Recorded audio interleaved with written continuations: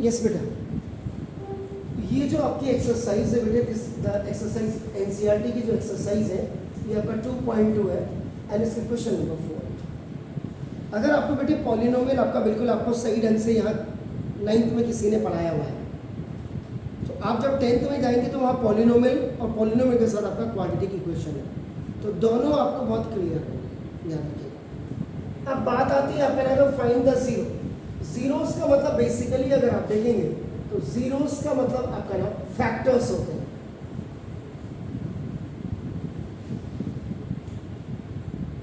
और equal to आपका देखो दिस इज। अब आप इस क्वेश्चन को अगर आप लेते हैं, देखो सॉल्यूशन नंबर आपका कुछ नहीं करना बेटे, आपको बहुत ज्यादा मेहनत नहीं करनी है। क्या कह रहा है? Find the zero of the polynomial in each of the following cases. अब जैसे ये लिखा बेटे आपका ना px is equal to x plus 5। What is the meaning of this? px का मतलब पॉलिनोमियल इन x। ये दिस इज द पॉलिनोमियल, और ये देखो आपका दिस इज इन x, ये कांस्टेंट है। इसका हाईएस्ट पावर कितना है? 1। The highest power is 1। It means ये क्या है? लीनियर, ठीक है ना? क्लियर? Linear polynomial. तो अब आप क्या करते हैं बेटे, जब ऐसे क्वेश्चंस आते हैं कुछ नहीं करना आपका, देखो नाउ आप क्या करेंगे, for zeros now of the polynomial, polynomials के जीरोस बनाने के लिए आप क्या करेंगे बेटा, px इज इक्वल टू आप 0। अब इसकी जगह में आपका px की जगह में आप क्या करेंगे बेटा, 0 लेंगे। तो देखो x प्लस 5 इज इक्वल, इसको स्वैपिंग कर दीजिएगा और देखो तो x इक्वल टू आपका इधर आएगा बेटा -5 14। क्लियर हो गया? इसके बाद -5 is the zero of the polynomial. ठीक हो गया? क्लियर?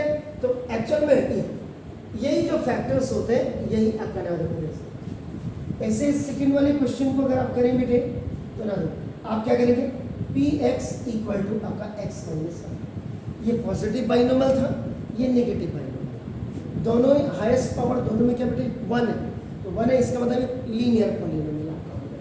अब आप क्या करेंगे बेटे, इसमें फिर देखो for zeros of the polynomial, तो zeros of the polynomial px equal to you will do 0, यानी कि in place of here you will 0 keep 0 आप करके ये 0, इसको स्वाइपिंग कर दीजिए।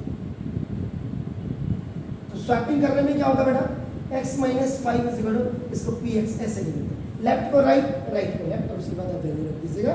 तो ना ये x इक्वल टू बेटा ये उधर जाएगा OT में, -5 will change into +5, +5 is the zero of the polynomial. ठीक है बेटा? क्लियर? ऐसे सर एक मैंने एक क्वेश्चन और लिया हुआ बेटा, आपका 7th वाला क्वेश्चन लिया हुआ आपका, तो इसका 7th जो पार्ट है बेटा, इसमें आपका देखो क्या, what is that, px is equal to बेटे cx plus b and c is not equal to 0। ये क्यों दिया है, c is not equal to 0? अगर c ही 0 हो जाएगा तो हम x की वैल्यू फाइंड ही नहीं कर पाएंगे, और x की जब हमारे पास वैल्यू नहीं आएगी तो हम 0 ही नहीं निकाल पाएंगे। Getting my points? Is it clear बेटे? आप क्या करेंगे बेटा, तो c और d यहाँ पे एक्चुअल में अगर आप देखेंगे तो ये क्या होंगे, रियल नंबर्स होंगे। तो c and d are real numbers. बिल्कुल ध्यान से, कहीं पे आपको लगता है कि कहीं पे दिक्कत हो रही है तो please you open your mouth and ask these are. अब आप क्या करेंगे बेटे, सेम इस लाइन को यहाँ टाइप करिए। तो now for zero of the polynomial आपका px इज इक्वल टू आप 0। अब इसको स्वैपिंग कर लीजिएगा बेटा, cx plus b is equal to px ऐसे। तो दिस इज, ये स्वैपिंग किया आपने। अब cx और plus d is equal to, you have to in polynomial everywhere आपका either that is the quadratic polynomial, cubical polynomial, you have to find out the value of only x की value निकालते हैं, y में है तो y की value निकालेंगे। Mathematics में सबसे बड़ी इंपॉर्टेंस जो है वो आपका ए बी सी डी की नहीं है, They are the first, second, third, fourth alphabets of English grammar. But in mathematics आपका the value of आपका x, y, z is more than a, b, c, d. So now this. अब आपका c x equal to ये इधर चले जाएगा minus c o t. अब what is the meaning of this c? कि c is a coefficient of x. c is connected with x by multiplication sign. x is equal to minus d upon c. x की जो value आई ये आई आपका नाम. तो this minus d upon c is the zero of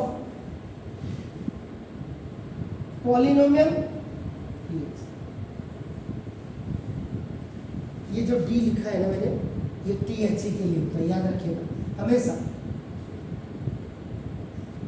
Is it clear? So please do it. Do sir, हंसी कम.